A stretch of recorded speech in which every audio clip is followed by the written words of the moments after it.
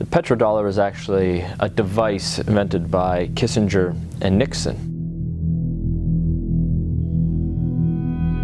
The standard of living of all Americans can be traced back to here, the vast oil-rich deserts of Saudi Arabia. In the early 70s, after the Arab crisis happened with the oil embargoes, OPEC basically tripled the price of oil to the Western world. And at that time, America realized that they were vulnerable because they were importing about 70% of all the oil they consumed.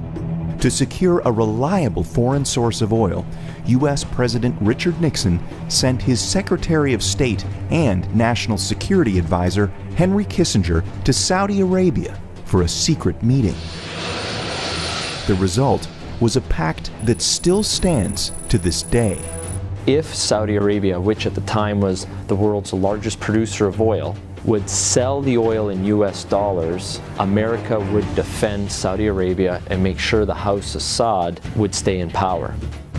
As a direct result of this US-Saudi agreement, all other oil-producing nations also adopted the dollar as the de facto medium of exchange.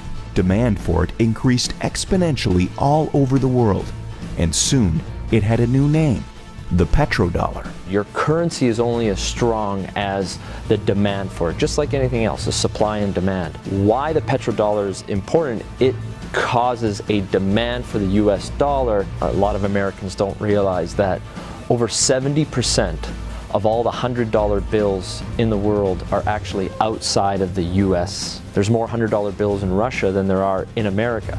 This stockpile of US dollars in countries around the world is because oil is bought and sold using the greenback.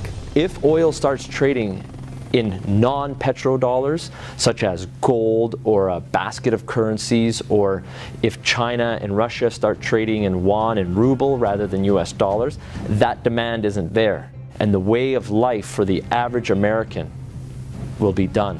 It will be worse than the Great Depression. To date, anyone who's potentially threatened the status of the petrodollar hasn't fared well. Libyan strongman Muammar Gaddafi publicly pushed for a Pan-African gold-backed currency that he would trade for Libya's oil. He was killed during a US-backed revolution in 2011. And just a few short years before, Iraqi dictator Saddam Hussein advocated selling oil for euros.